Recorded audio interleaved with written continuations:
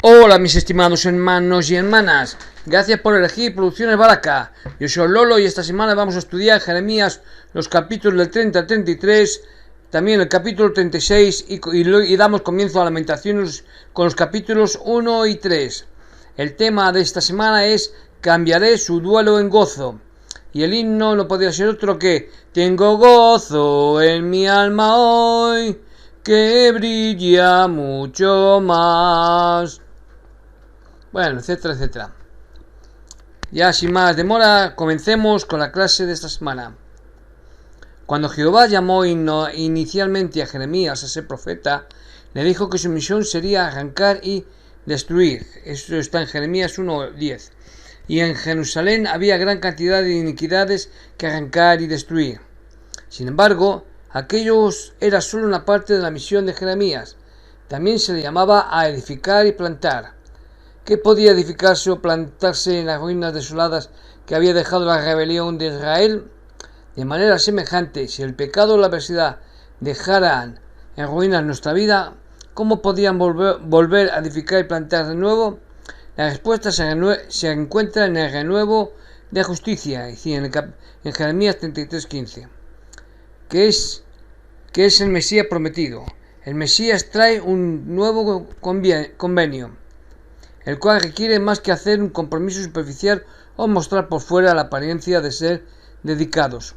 Su ley debe estar en nuestra mente y escrita en nuestros corazones.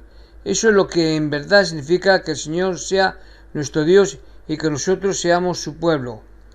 Se trata de un proceso que lleva toda la vida, por consiguiente seguiremos cometiendo errores y teniendo motivos para lamentarnos de cuando en cuando. No obstante, cuando así sea, tendremos esta promesa del Señor: cambiaré su duelo en gozo. Jeremías 31:13. El profeta Jeremías vivió en uno de los periodos más difíciles de la historia del cercano Oriente. Fue testigo de la caída de un gran imperio, Asiria, y el surgimiento de otro, Babilonia. En medio de todo ese torbellino, el reino de Judá fue gobernado por 5 reyes. 4 de sus reinados fueron deplorables. Jeremías declaró el mensaje de Dios durante 40 años, advirtiendo a la nación en cuanto al desastre que se avecinaba e intentando en vano que se volviera a Dios. Durante el largo reinado de Manasés, 687 al 642 a.C., que fue justamente antes del tiempo del ministerio de Jeremías, Judá fue vasallo de Asiria. Esta situación acarreó el resurgimiento de la idolatría, en este caso una mezcla de creencia en las divinidades astrológicas de la Mesopotamia y en las deidades cananeas de la fertilidad. Como se ha explicado anteriormente, se efectuó una gran reforma dirigida por Josías, cuando se descubrió el libro de la ley en el templo y su contenido fue dado a conocer al pueblo. Aparte de este breve periodo de reforma, durante la época de Jeremías, Judá se tornó insensible a las cosas espirituales.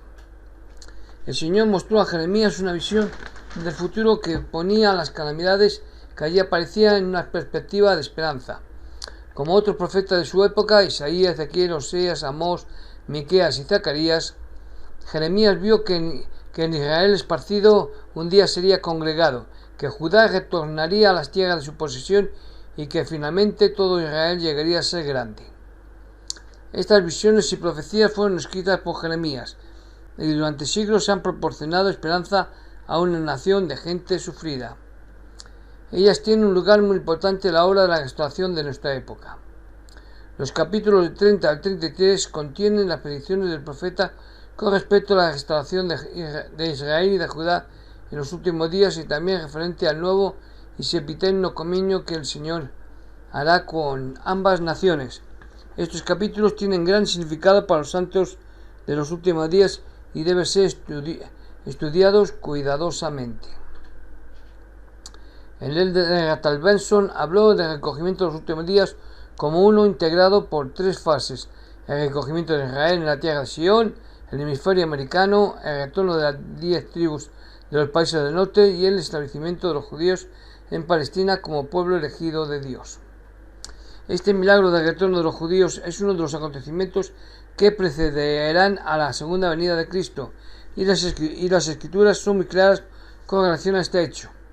Isaías dijo que el Señor reunirá a los esparcidos de Judá de los 4 confines de la tierra y que los establecerá en su propia tierra para que edifiquen sobre las ruinas y reconstruyan las ciudades asoladas. Véase Isaías capítulo 11 versículos 11 y 12. Jeremías, quien predijo tan claramente su dispersión, también declara que el Señor dijo: haré volver a los cautivos de mi pueblo, Israel y Judá, a la tierra que di a sus padres, y la disfrutarán y los restableceré como al principio. Jeremías capítulo 3 versículo 3 tiene varios significados. Se refiere al retorno de los judíos después de 70 años de cautiverio en Babilonia. También se refiere a la restauración de los judíos a su tierra en los últimos días, después que hayan sido esparcidos por segunda vez desde Palestina. Y se refiere al retorno de las tribus perdidas, las que vendrán de las tierras del norte y las cuales el Señor traerá. El yugo mencionado en el versículo 8 es el yugo de la opresión impuesto por Nabucodonosor. Doctrinas y Convenios 113, versículos 9 y 10 contiene la explicación de las ataduras que son mencionadas en Jeremías 38. En esta ocasión, una vez más, se menciona al David de los últimos días, quien será el rey de Israel. A veces es llamado Renuevo. Jeremías 23.5 y Jeremías también 33.15. Porque Jesús, que es el rey David de los últimos días, es una rama del antiguo linaje del rey David. Jeremías capítulo 30 versículos 11 al 24. En el fin de los días entenderéis esto. Quien salva es el Señor Jesucristo. Él es el Salvador y Redentor de Israel. Sin embargo, no deja pasar desapercibidos los pecados de su pueblo. Los amantes que olvidaron a Israel fueron los dioses falsos que la esposa infiel de Jehová, Israel, buscó para seguirlos.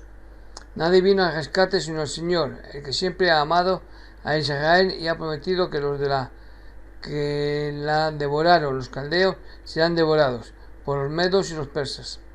Los asirios fueron destruidos por los babilonios. Los babilonios lo fueron por los medos y los persas. Los egipcios y los persas fueron destruidos por los griegos. Todas estas naciones ahora han dejado de existir, pero los judíos aún existen como un pueblo definido. En los últimos días Israel será el pueblo del Señor y Él será su Dios, tal como lo deseó desde el principio. El Señor prometió a Israel: el fin de los días entenderéis esto. Solamente ahora, en los últimos días, cuando estas promesas comienzan a cristalizarse, podemos entender plenamente lo que Jeremías y los otros profetas estaban diciendo. Jeremías 31, versículos 6 al 9. El Señor mismo reunirá al Israel disperso. Los guardas mencionados en el versículo 6 son los profetas justos de los últimos días. Se puede comparar o ver en Ezequiel 3, versículos 16 al 21. En la última dispensación llamarán a todos los pueblos para que se reúnan en adoración al Señor. Doctrinas y Convenios 1, versículos 1 al 2. El versículo 8 habla de aquel Israel reunido. Habla de que Israel reunido vendrá de los países del norte. Doctrinas y Convenios 110, versículo 11 y capítulo 133, versículo 26. Y de las costas fines de la tierra. El versículo 9 se refiere al retorno de Israel acompañado de llanto.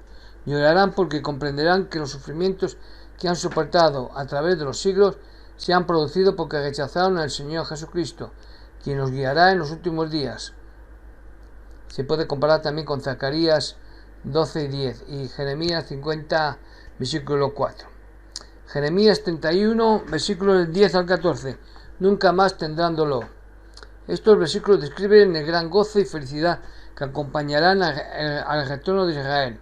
Las promesas de gran abundancia y el regocijo y el fin del pesar contrastan con las promesas dadas en otros capítulos que se refieren a tragedia, desolación y lamento de Judá. A pesar de que Judá no escuchó la advertencia de Jeremías y sus funestas predicciones se hicieron realidad, es evidente la esperanza de un día más feliz. Aunque el cumplimiento final de estos versículos están aún en el futuro, el elder Legrand Richard ve un paralelo entre los versículos 7 al 14 y la historia de los primeros tiempos de la Iglesia de Jesucristo de los Santos Últimos Días. Los santos salieron de Nabu con llanto y súplica. No abandonaron sus hermosos hogares por voluntad propia. Los arroyos de agua por el camino derecho los vio como el río Nord Platte, hallado del cual caminaron casi 1000 kilómetros. El canto de las alturas de Sion se refiere al coro del tabernáculo, de acuerdo con el Elder Richards. Su lamento convertido en gozo se refiere al gozo de los santos esperando tanto en los bailes y otras actividades como en las reuniones de testimonios.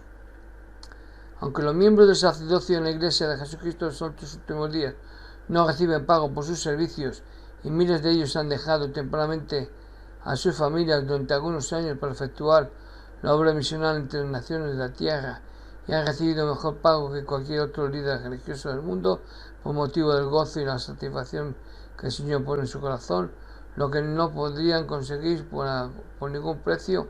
Así Él ha saciado el alma de los sacerdotes con gordura y su pueblo está satisfecho con su bondad. Jeremías capítulo 31 versículos 15 al 17. Raquel se lamenta por sus hijos. Raquel, amada esposa de Jacob, deseó tener hijos. Aquí se la describe como una que llora amargamente por sus hijos y rehúsa toda consolación porque no los tiene, pues han sido llevados cautivos. El lamento de Raquel se oye en Ramá, el pueblo que está situado a mayor altitud en la frontera de los dos reinos, donde el lamento que se elevó se dejó escuchar por todas partes y hasta se oyó en Judá. La destrucción del pueblo de Israel por los asirios y caldeos es el tipo de la masacre de los inocentes en Belén, según lo cita Mateo en su Evangelio, Mateo 2:18.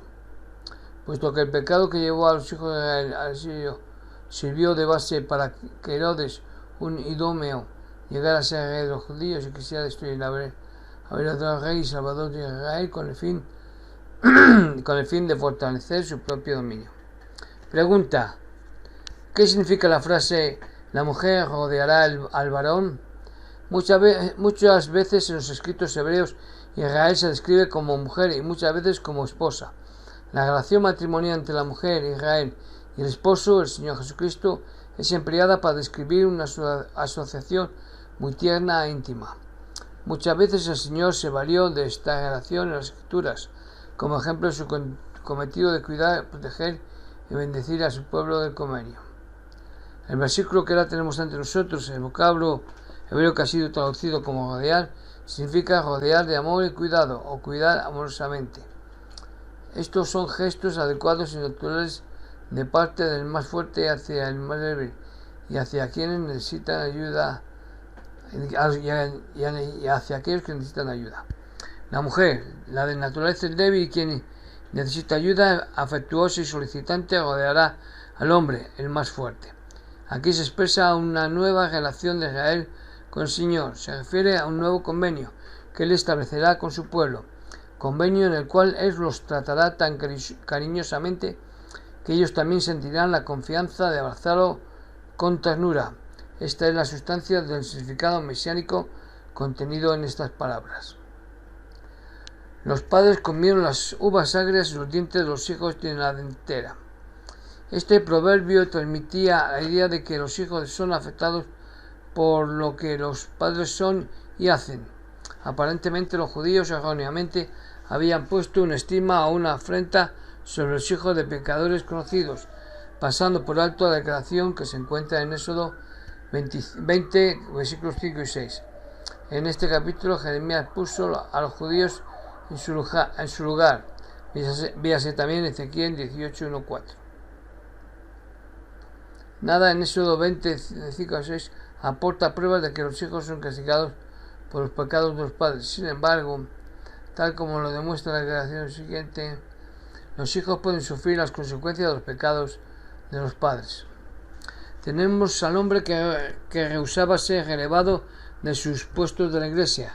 Sabía que tales puestos se confían temporalmente, pero criticó al líder presidente que lo relevó, quejándose de que no se le había dado reconocimiento adecuado, que el tiempo no era propicio, que tal relevo desacreditaba la eficacia que había mostrado. Amargamente el mismo agravó su situación, se ausentó de las reuniones y se justificó poniendo de por medio su problema. Sus hijos participaron en sus frustraciones y así también los hijos de sus hijos. En el ocaso de su vida volvió en sí y, al borde de la muerte, se arrepintió. Pero ya era tarde porque entonces su familia no quiso efectuar la transformación que a él le hubiera gustado ver en ellos, aunque le costara la vida. ¡Qué egoísta! El orgullo induce a comer uvas verdes y los inocentes sufren la entera. Dura cosa te es dar coces contra el aguijón. Cuando yo era niño empleábamos esta expresión: se cortó la nariz para mortificar su cara. Para nosotros eso significa que estábamos luchando contra el destino, rebelándonos contra lo inevitable, dañándonos a nosotros mismos en un intento de mortificar a los demás, quebrándonos un dedo del pie por el sencillo hecho de querer expresar nuestra ira sin sentido. 8 hijos encantadores habían bendecido el matrimonio de una pareja casada en el templo. Esta pareja, años más tarde, no pudo recibir su recomendación para volver al templo. Creían que era injusto que les tratara de esa forma un obispo mucho más joven que ellos. ¿Por qué iban a ser privados y humillados así? Eran menos dignos que otros. Sostuvieron que este joven obispo era demasiado estricto, demasiado ortodoxo. No volvería a participar en las actividades ni a tratar por la puerta de esa iglesia, ni a entrar por la puerta de esa iglesia mientras aquel obispo estuviera presidiendo allí. Ellos le enseñarían una lección. La historia de esta familia es estricta. Los 4 hijos más jóvenes nunca fueron bautizados. Los 4 mayores nunca fueron ordenados en el sacerdocio, ni recibieron su investidura, ni fueron sellados en el templo.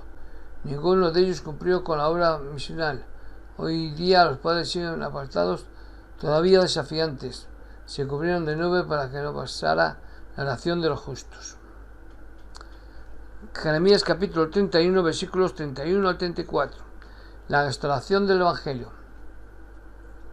Los versículos 31 al 34 de este capítulo 31 de Jeremías se refieren a la restauración del Evangelio mediante el profeta José Smith y al día en que el convenio de Dios verdaderamente será establecido con su pueblo. José Smith dijo de este día: por fin ha llegado el tiempo en que el Dios de Abraham, de Isaac y de Jacob ha puesto su mano por segunda vez para recobrar al resto de su pueblo y establecer con él el convenio prometido cuando les sean borrados sus pecados. Véase Isaías capítulo 11, Romanos capítulo 11, versículo 25 al 27 y también Jeremías 31, del 31 al 33. Jamás ha establecido dicho pacto en la casa de Israel o en la casa de Judá, porque para hacer un convenio debe haber 2 partes, y ambas partes deben estar de acuerdo o no puede hacerse ningún convenio. Cristo ofreció hacer convenio con ellos mientras estuvo en la carne, pero lo despreciaron y rechazaron sus ofertas, y dio por resultado que fueron desgajados y no se hizo convenio con ellos en esa ocasión. Mas su incredulidad no ha anulado la promesa de Dios, no, porque había otro día señalado en David, que era el día del poder de Dios, y entonces su pueblo Israel sería un pueblo obediente, y él escribiría su ley en sus corazones, y la grabaría en sus pensamientos, y de sus pecados e iniquidades no volvería a acordarse. De modo que después que esta familia escogida rechazó a Cristo y sus promesas, los heraldos de la salvación le dijeron: he aquí, nos volvemos a los gentiles. Y los gentiles recibieron el convenio y fueron injertados en el lugar donde había sido desgajada la familia escogida. Mas los gentiles no han preservado en la bondad de Dios, sino que se han apartado de la fe que en un tiempo fue entregada a los santos, y han violado aquel convenio en que sus padres fueron establecidos. Véase Isaías 24:5. Y ahora, ¿qué queda por hacer en circunstancias como estas? Voy a deciros lo que el Señor exige de todos: nobles y bajos, ricos y pobres, hombres y mujeres, ministros y pueblo, los que profesan religión y los que no la profesan, a fin de que disfruten del Santo Espíritu de Dios cabalmente y se libren de los juicios de Dios que están a punto de derramarse sobre las naciones de la tierra. arrepentíos de todos vuestros pecados y bautizaos en el agua para la remisión de ellos, en nombre del Padre, del Hijo y del Espíritu Santo, y recibid la ordenanza de la imposición de las manos de aquel que ha sido ordenado y sellado para tener este poder, a fin de que os sea conferido el Santo Espíritu de Dios. Esto va de acuerdo con las Santas Escrituras y el libro de Mormón, y es la única manera en que un hombre puede entrar en el reino celestial. Son estos los requisitos del nuevo convenio. Jeremías capítulo 31, versículo 34. Todos conocerán al Señor. El presidente Joseph Fielding Smith, hablando de esta promesa profética, dijo: el Señor ha prometido que vendría en el tiempo en que cada hombre será su propio maestro, esto es, cada uno sabrá qué hacer por causa de su recto vivir. El hombre estará tan lleno del Espíritu del Señor que seguirá guiado y dirigido a hacer lo que es bueno sin necesidad de que alguien vaya a su casa para ponerla en orden. Hoy es el tiempo indicado para que comencemos. Advertencia. El Señor, quien ha obrado por tanto tiempo y tan arduamente para establecer a su pueblo y para que éste fuera justo, dijo que si las ordenanzas que nos salvan y llevan a la exaltación dejan de existir, también Israel dejará de existir para siempre. Esta declaración ciertamente indica la importancia de las ordenanzas en el plan del Señor. El Señor es omnisciente y por lo tanto conoce el futuro. La profecía es historia futura, es decir, una proyección del futuro. En Jeremías capítulo 33, versículos 33 al 14, el Señor habló nuevamente en cuanto a la restauración de Israel y de Judá en los últimos días. Nótese el lenguaje que empleó para describir el procedimiento. Los curaré, los limpiaré, perdonaré todos sus pecados. Versículos 6 y 8. En los últimos días, aún la tierra desolada será restaurada a su condición original. Las ciudades que una vez fueron desoladas, otra vez serán habitadas por gente que tendrán productivos rebaños. En los últimos días el Señor realizará todo lo que ha prometido para la casa de Israel y de Judá. El renuevo de David. El renuevo de justicia crecerá para David y hará juicio y justicia en la tierra. Este renuevo es Jesucristo. Véase Isaías 11:1 y Jeremías 23:5 al 6. Cuando ocurra este acontecimiento, los judíos morarán a salvo en Jerusalén. La última parte del versículo 16 no es una traducción muy clara porque implica que Jerusalén misma será llamada Jehová, justicia nuestra, de acuerdo con Adán Clark, que debe decir, y este que la visitará es el Señor, nuestra justificación, es decir, Jesucristo mismo, el renuevo de David. La simiente de David está integrada por quienes se arrepienten de sus pecados, aceptan las ordenanzas del Evangelio, reciben el don del Espíritu Santo y siguen al nuevo David, Jesucristo. El rey Benjamín explicó este concepto a su pueblo después que el pueblo manifestó su deseo de hacer pacto con Dios y de hacer su voluntad y ser obediente a sus mandamientos, como se puede ver en Moisés 5:7. Abinadí también explicó lo que significa ver la simiente de Cristo en Moisés 15:11 al 13. Breve comentario sobre Jeremías 36.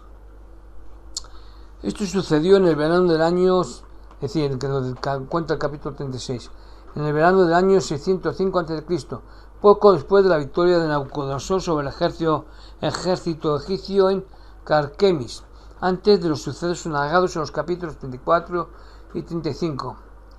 El capítulo 36, los 4, antiguamente muchos no podían leer ni escribir, por lo tanto los que podían hacerlo eran muy valiosos.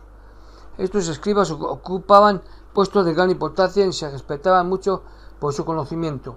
Baruch era el escriba de Jeremías. La escritura se realizaba a menudo sobre pergamino o en hojas de papiro que se cosían o pegaban entre sí y se guardaban en los llamados rollos de pergamino. Después del cautiverio, los escribas se volvieron maestros de la ley. En la época del Nuevo Testamento, los escribas formaban un partido político poderoso. El capítulo 3, versículo 9, cuando había alguna emergencia nacional, a menudo se hacía un llamado a días de ayuno, donde la gente se abstenía de comer para mostrar humildad y arrepentimiento. Babilonia iba destruyendo ciudad tras ciudad y cercaba a Jerusalén. Cuando el pueblo llegó al templo, Baruch les dijo cómo podían prevenir la tragedia inmediatamente, pero se negaron a escuchar. capítulo 36, versículos del 10 al 32. Dios dijo a Jeremías que escribiera sus palabras en un rollo de libro. Debido a que no se le permitía entrar al templo, Jeremías pidió a su escriba, Baruch, a quien le dictó el rollo, que lo leyera al pueblo que se reunía allí. Baruch entonces lo leyó a los príncipes y por último Jehudí se lo leyó al mismo rey. A pesar de que el rey quemó el rollo, no pudo destruir la palabra de Dios. En la actualidad mucha gente trata de echar a un lado la palabra de Dios, o dice que contiene muchos errores y por lo tanto no es confiable. La gente puede rechazar la palabra de Dios, pero no puede destruirla. Esta permanecerá para siempre. Jeremías capítulo 36, versículo 22. Un brasero es una vasija de metal donde se colocan los carbones ardientes, usado para calentar un ambiente. Jeremías 36, 25. Solo 3 líderes protestaron por esta acción perversa de quemar el rollo que contenía la palabra de Dios. Esto muestra cuán complaciente e insensible se volvió el pueblo de Dios. Jeremías 36:30. Joaquín, el elegido de Joacín, fue rey por 3 meses antes de que lo llevaran en cautiverio, pero esto no lo califica como para ocupar el trono de David, una expresión que implicaba permanencia. Joacín no aseguró una dinastía. Sedequías, el siguiente gobernante, era el tío de Joaquín. Por lo tanto, terminó la línea de reyes humanos descendientes de David, pero en menos de 600 años vendría a través de los descendientes de Natán, el hermano de Salomón, el rey eterno. En el 4º año del reinado de Joacín vino palabra del Señor a Jeremías, instándolo a que hiciera escribir todos los cursos que previamente había dado para que Judá pudiera, si fuera posible, considerar las amenazas y el retorno a las sendas del bien. De acuerdo con este mandamiento, hizo escribir todas las palabras del Señor en un libro que escribió su ayudante Baruch, con instrucciones de que durante el día de ayuno se leyera en el templo del pueblo que viniera de todo el país a Jerusalén. Después de esto, en el 9º mes del 5º año de Joacín, se convocó un ayuno. Baruch leyó las profecías ante el pueblo reunido en el aposento de Camarias, en el templo.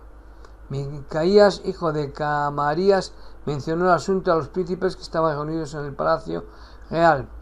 Los príncipes mandaron buscar a Baruch con el rollo e hicieron que lo leyera delante de ellos, pero tuvieron tanto temor por lo que les fue leído que decidieron informar al rey en cuanto al asunto.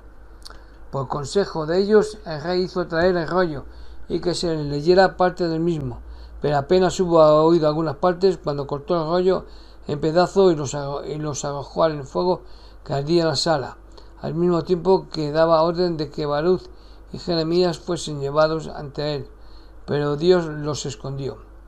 Después que este rollo fue quemado, el Señor mandó al profeta a reunir todas sus palabras en el rollo y profetizar por ignominioso destino sobre el rey Joacín. Por este motivo, Jeremías una vez más dictó sus discursos a Baruch. ¿Quién escribió las Lamentaciones y por qué? La tradición por largo tiempo ha sostenido que el libro de las Lamentaciones fue escrito por Jeremías, aunque algunos críticos modernos lo dudan. Kay y Delitzsch hicieron notar, luego de un minucioso examen de los argumentos, que ponen en duda que Jeremías haya escrito el libro. Por lo tanto, cerramos esta investigación después de haber demostrado que la tradición que sostiene que Lamentaciones fue escrito por Jeremías tiene buen fundamento, tanto como cualquier otra tradición. El autor de las Lamentaciones quiso exponer la condición patética de un pueblo despojado en manos de los babilonios. Comparó a la abandonada Jerusalén con una mujer cuyo marido ha muerto. Todos sus amantes, los dioses falsos que adoraban, la abandonaron a sus enemigos. Todo esto sucedió por causa de la iniquidad de Judá. Aún el Señor la abandonó en la hora de su aflicción. Sus enemigos se burlaron de su caída. El encabezamiento del libro de Lamentaciones es, en hebreo, Aisham, que se traduce como Ay, o pobre de. Según Kay y Delitzsch, era la costumbre en la antigua Judá componer y cantar endechas, lamentaciones, en memoria de amigos o parientes fallecidos. Jeremías hizo lo mismo por su amada Jerusalén. Las cosas preciosas mencionadas en los versículos 10 y 11 aluden en parte a los utensilios preciosos que el enemigo sacó del templo. Los pocos que quedaron se le vendieron para aliviar el hambre y el infortunio desatado sobre el pueblo. Jeremías empleó imágenes vividas para describir la gran aflicción de Judá, comparándola con fuego en los huesos, con una guepa a los pies, con un yugo puesto en el cuello, con la uva aplastada en el lagar. Cada alusión es muy bien empleada, al menos una de ellas, la del yugo o las ataduras alrededor del cuello, es empleada también en Isaías 52:2. De acuerdo con la interpretación dada en Doctrinas y Convenios 113:10, las ataduras en el cuello de Israel son las maldiciones de Dios sobre ella, o el remanente de Israel en su estado de esparcimiento sobre los gentiles. Los 70 años de cautiverio de Babilonia fueron como lo que se describe en estos pasajes. En su condición de cautiva nadie parece consolar a Judá. Ella extendió sus manos en súplica, pero nadie respondió. Sus falsos amantes y viejos aliados la abandonaron. Sión estaba en gran aflicción y supo entonces que su iniquidad era la causa de su lamentable estado. Lamentaciones capítulo 3 versículos 1 al 66 contiene el lamento personal del autor por su condición tan deplorable, así como por la de su pueblo. Sus pensamientos fueron expresados en forma poética. En una línea verdaderamente profética, el autor se lo coloca al lado de sus compatriotas y nos insta a retornar al Señor y a buscar reconciliación con Él. Ruega que examinen su vida personal a la luz de los mandamientos que han quebrantado y que al elevar las manos hacia Dios también eleven el corazón, es decir, que sus oraciones en busca del perdón sean verdaderas y sinceras. Desea que sepan también cómo se siente la persona que no puede alcanzar el perdón, cómo se siente estar bajo el juicio de Dios, a fin de que puedan apreciar tanto más las maravillas del perdón. Aún así no sería fácil alcanzar el perdón. El resto del capítulo 3 indica que a pesar del poco deseo de Dios de escuchar sus lamentos, el suplicante continuará clamando para recibir alivio. Los versículos 61 al 66 contienen un ruego de que el Señor también recompensa debidamente a los enemigos de Judá por la forma dura y malvada con que tratan a esta nación. Y esto es todo por esta grata ocasión. Mis estimados hermanos y hermanas, espero volver a veros la próxima semana. Soy Lolo y gracias por elegir Producciones Baraka.